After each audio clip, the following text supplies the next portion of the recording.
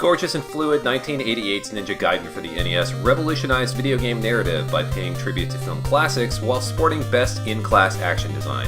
This is the Annotated Ninja Gaiden.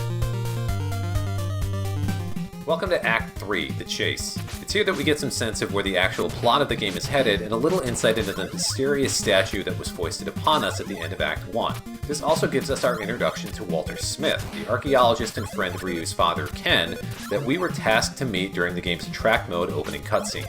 Though Smith is ultimately a minor character, his vocation calls to mind cinema's most famous archaeologist, a character renowned for finding mysterious statues, whose third film debuted the year that this game was released in the West.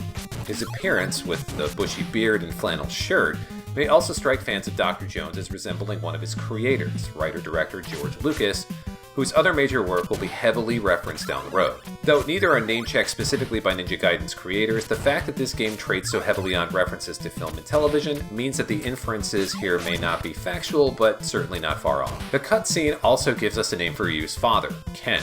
This is a renaming from his Japanese Famicom version where he was known as Joe Hayabusa. Significant in so much as the name Joe was likely derived from the term G.I. Joe, a sort of informal slang term given to American soldiers overseas post-World War I and through the World War II era leading up to the US-Korean conflict of the 1950s. As US soldiers occupied Okinawa and other parts of Japan after the bombing of Nagasaki and Hiroshima, it wasn't uncommon for Japanese citizens to run into Joes in certain parts of the country during the Reconstruction period, and the pseudonym persisted for many years. In fact, this Joe is part of a long line of Joe ninjas in popular culture, video games included, such as Joe Musashi from Sega's Shinobi franchise. More likely, though, is that this Joe is a reference to Joe Anderson, Michael Dudikoff's character in the American Ninja films, which will definitely come up in this video series again. Though I'm likely reaching for something that isn't there, this might also mean that Joe Hayabusa has some American heritage, which would help explain why Ryu is sent to the US to begin with. We'll come back to this in a second. But some connections that actually do exist are what we'll talk about going forward. Though created as two different games under the umbrella of a shared property, the 1988 arcade Ninja Gaiden, which was released before the Famicom version of the game in Japan, is an entirely different experience from a gameplay perspective. The two are certainly in conversation with each other, though. An interview with art director and designer Masato Kato on Hardcore Gaming 101 stated that the two games were made on the same floor of Tecmo's offices in tandem and only share a title. However, a separate later interview with game director and writer Hideo Yoshizawa on games writer Heidi Kemp's site Gaming Moe tells us that because the arcade game came first, the team for the home version wanted to capitalize on the name, and even though both the Famicom and arcade versions of this game were released in Japan as Ninja Ryu Kenden, the console version was titled Ninja Gaiden during the development phase, as seen in the January 15, 1988 issue of Famicom magazine, which means that both were likely at some point before release. A name is obviously not all that they share. The track modes for both games open with a similarly staged duel, though the arcade version ends with a more favorable result. Of course, they also share a blue ninja as the protagonist, who is illustrated on both the arcade flyer for the game and then used again for the box art for the US NES release. The Famicom and PC Engine versions both share different cover art. Even as a belt-scrolling beat-em-up though, there are some mechanical similarities that may not be obvious at first glance, but are unique for its genre.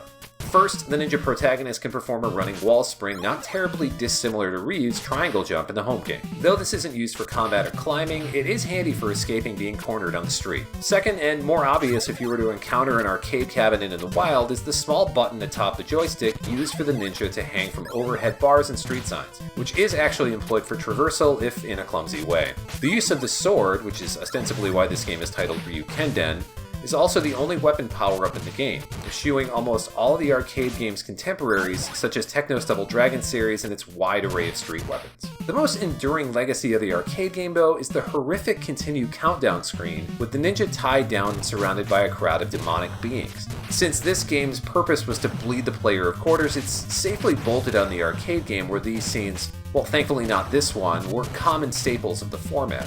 Continuing after losing all of our stock of lives in the home version is simply a near blank screen with all the time in the world to pick up where we left off, but it will become its own kind of hell soon enough though. Let's maybe call that a spiritual connection. Next, there are the loose narrative and visual similarities. Both games task the protagonist to head to the US to dish out blind violent justice on city streets right from the start, ending in a bar fight with an oversized foe.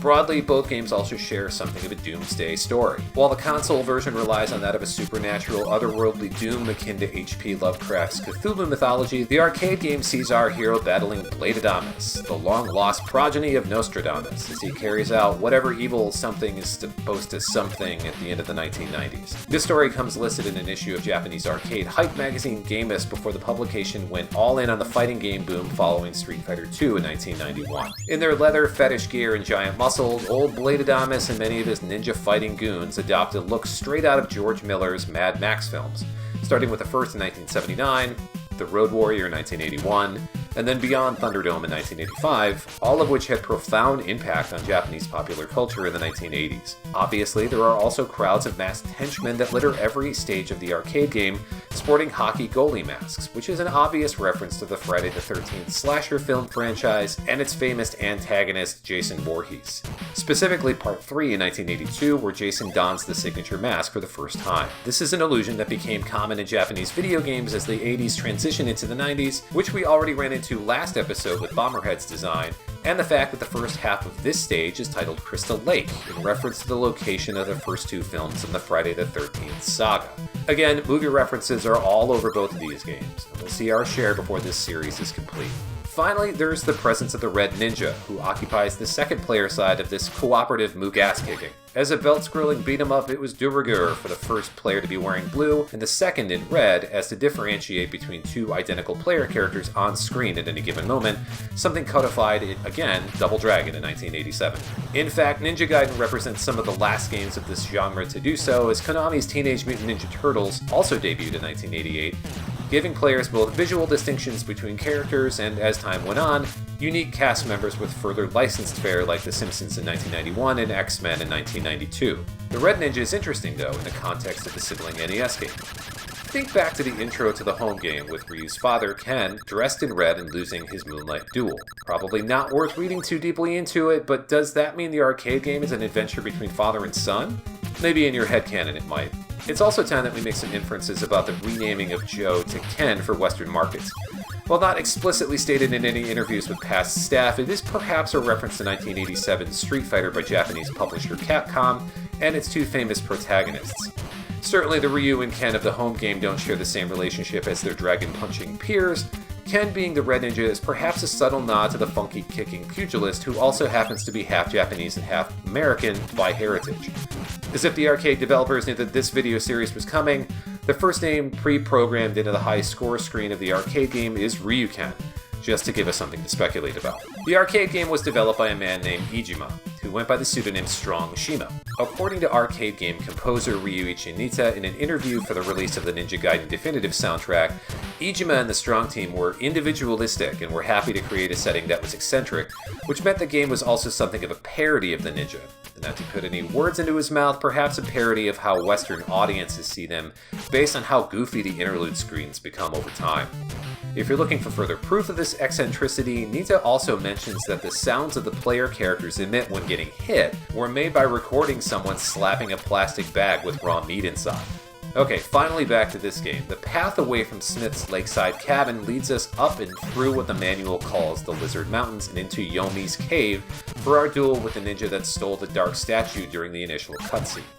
The location of the boss fight is named for the Japanese term for the world of darkness, or what believers of the Shinto religion call the land of the dead or the afterlife. Connected to the creationist myth of Izanami and Izanagi, it's neither a paradise nor hell, but where the deceased dwell until the end of time. Our adversary is known as Massacre, likely a mistranslation of the word massacre, which fits his description in the manual as the ex-leader of a Chinese murder organization called the Ranges of Doom. Again, likely a mistranslation of either Rangers or maybe just Rings, from which he was expelled.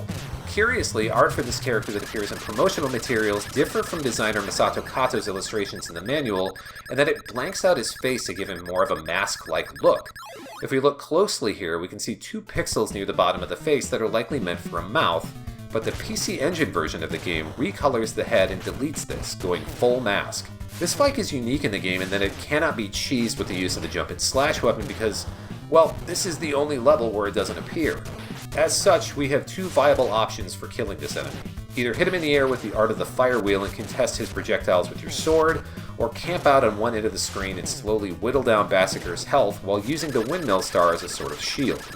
Either way, it shakes out to being one of the longer boss fights in the game. We'll get into the fallout of this encounter and the history of the game's famous cutscenes in our next episode.